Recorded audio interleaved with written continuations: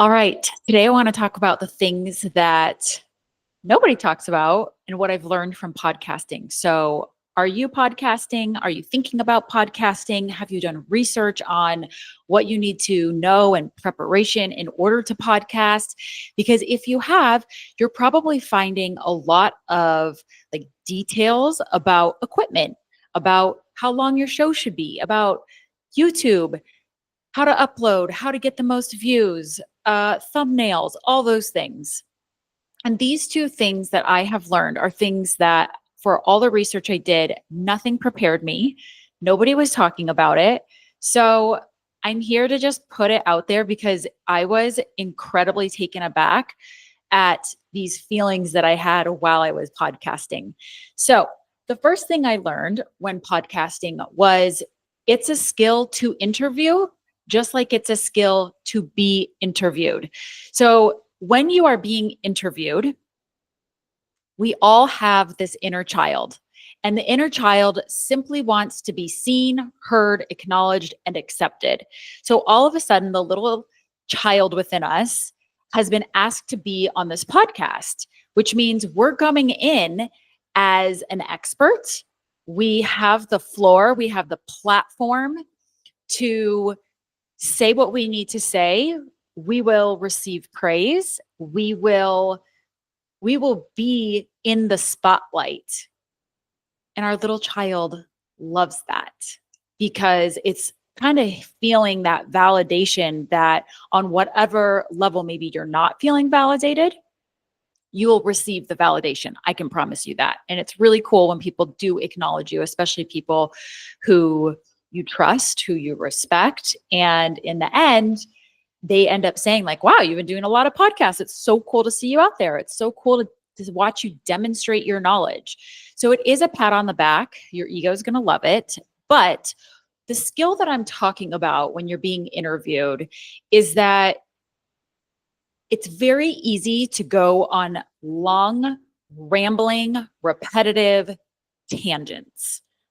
So when somebody asks you a question, going on a 6 to 8 monologue is very, very easy.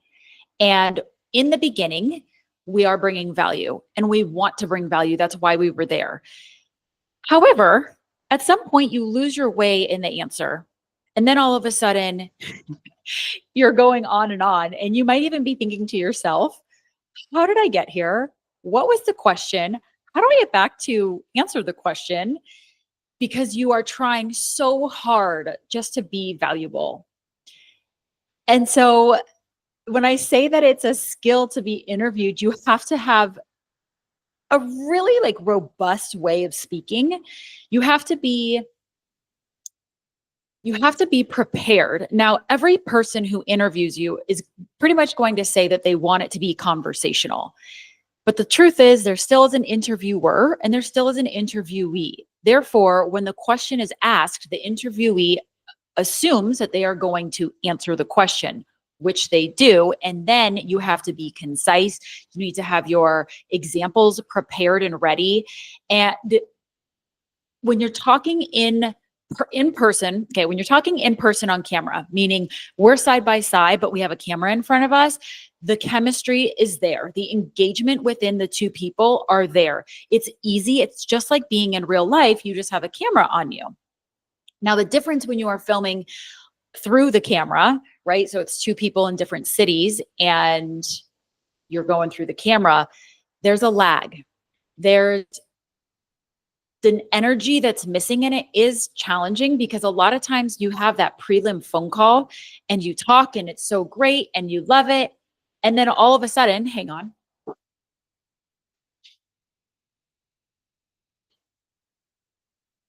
Sorry. And then all of a sudden, you have this lag or you have this, it's just not a synergetic way to podcast, but with everybody being in different cities, that's kind of the only way, it's kind of the only way you can do it. So learning to be interviewed is a skill. You have to make sure you don't go on your monologues. You have to make sure that you're prepared.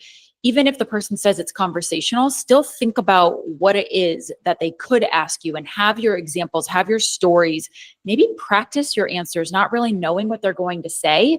Therefore, you can show up as the person you want to show up as. Because the other thing I've learned, which we'll get to the interviewer in a second, is that it's really, really hard to show up as yourself on camera. So that's another thing I've learned, and we'll get into that in a little bit. So when you are the host, if you're the one with the podcast, what I find is if somebody is not great at being interviewed and they go on those long, rambly, repetitive tangents, and you're thinking to yourself, oh shit, I need to get this person to stop talking, you need to learn to interject. And in order to do that, you have to find questions that redirect them, but are still pertaining to what it is they're talking about. So if something very simple is like, oh my gosh, you actually just answered my next question, which I wanted to go to. Can you just elaborate on that? And it will at least redirect their value that they're trying to bring, and they can continue to ramble, but it will be value again in the beginning.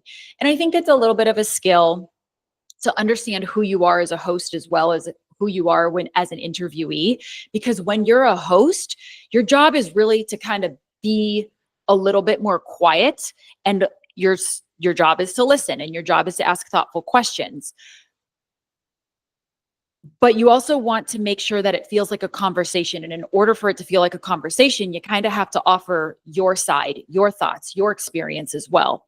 So those are the two things that I've learned from being the host and the interviewee. And when you have self-awareness, both of these things make it a lot easier, and you choose to be direct, concise, bring value, have well thought out sentences. We're not here to just chit chat. Like, hopefully you want to bring value. Hopefully there's some entertainment in there. You have to kind of learn how to do that. So the second thing that I have learned from podcasting is you have to feel worthy of being heard. I have not heard a single person talk about what it feels like to be on camera.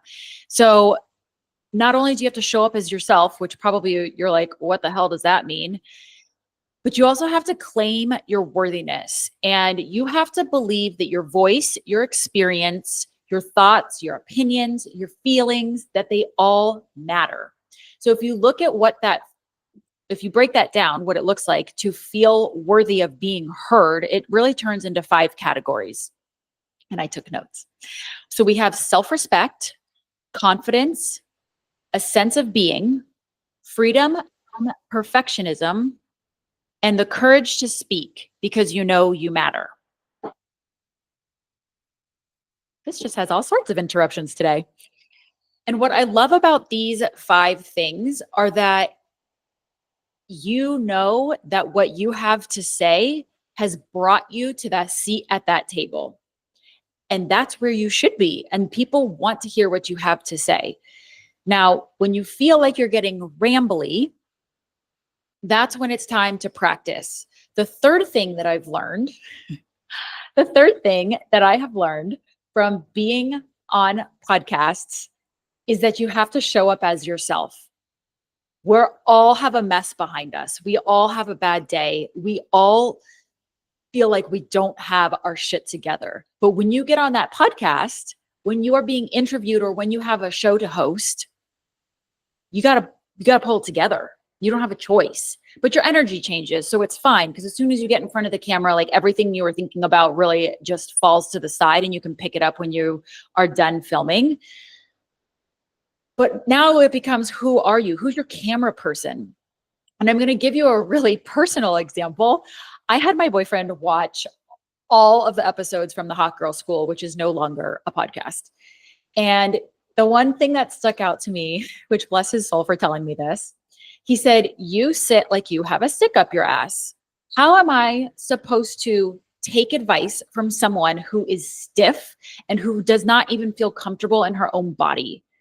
And I started laughing because I just made a post that laughing at myself is my superpower. I wasn't offended at all because I asked him to go watch some episodes and give me feedback, because I wanted to know what it is that I'm missing that I'm not watching and seeing in myself. And I said, well, that's just how I mean, look at me right now. Like, that's just how I sit. I sit with my back straight up. Posture is a very, very important thing to me. So I make sure that I always look good, because if I look at a camera and I'm like this, for me, that just A, it doesn't feel comfortable. B, it doesn't exude confidence. C, you look like a slob. Like, it's just my thing. Posture is my thing. And he said, I think that you just need to start looking more comfortable on camera. And I took that with me and I thought, who am I? Because if I could wear a ball gown every single day with sky high stilettos with my hair and makeup done and sit here and talk to the camera in a ball gown, I would, because that's who I am. And so that's when it kind of dawned on me that when people don't know you, yes, you have to show up as yourself, but you also, the fourth thing I've learned from podcasting is you have to learn how to be engaging. I'm not really sure that I've figured that out, because you are just trying to be yourself, but who you are may not convey, may not show up as who you really are in person. And people who know you in person might say, yeah, like you kind of feel different on camera. And you have to find out who you are. What role are you stepping into? What character are you presenting, but still being true to yourself? And those are the things, if we want to get a little more granular. What is up with this microphone today, guys? Those are the things that you want to consider when you are starting to podcast. And the one beautiful thing that I have taken away from podcasting is, first of all, it opens up your world. I have met so many cool people from doing collabs. And on top of it, whether they have a big or a small following, they have a following. It doesn't matter if it's 500 people or 50 million people. We can't all be a Taylor Swift selling out 77,000 seat stadiums every single night for 3 years on tour. We just can't. But what's important to remember is that every single person, going back to that inner child, they want to belong somewhere. And maybe it's politics, maybe it's religion, maybe it's like the skinny, short hair, blonde, big boob club, whatever it is, we all want to be a part of a bigger thing. Whatever the thing is, doesn't matter. So if you are feeling like you have something to say and you want to podcast and put your voice out there, it's going to come with a lot of failures, but it's also going to come with being a leader for those who don't have a leader at this time. There's no right or wrong way to do this. I have seen super casual all the way up to super formal. And for me, I like to be super formal. That is just who I am. And that's how I operate with literally everything, except for my very personal relationships. And so the reason why I'm sitting here just recording this on a Google Meet, and then as soon as it comes in, I make a thumbnail and I put it on YouTube. I'm not having the editing done because I don't want it to be this giant production. I want people to be able to see me for who I am. Because as soon as somebody looks at you, no matter what you look like, no matter what you say or how you present yourself, everybody's going to have something shitty to say about you, you know? So if you can sit in front of a camera and bring value to an audience that you don't need permission to be anyone else except for you, do it. Like, this is your sign. If you need it, I want you to go out. I want you to be brave. I want you to go do this. I just want you to know that what I discussed with you are the things that are going to help you get better. And I guess like the one asterisk here is you don't have to, but you should. As grueling as it is, go back and watch yourself. Watch, what are your connector words?